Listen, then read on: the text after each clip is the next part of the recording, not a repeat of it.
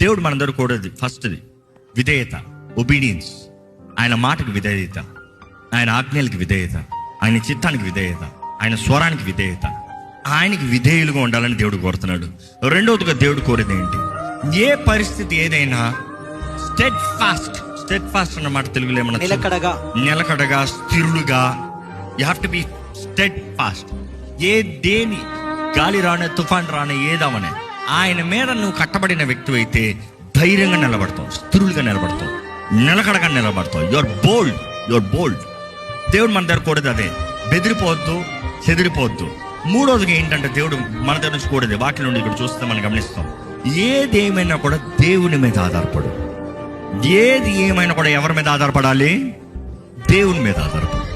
ఈరోజు మనకి రక్షకుడైన యేసున్నాడు. మన జీవితంలో కార్యం జరిగిస్తానికి, మన జీవితంలో అవకాశాలు, తరుణాలు ప్రతిదీ అనుగ్రహిస్తానికి రక్షకుడైన యేసున్నాడు.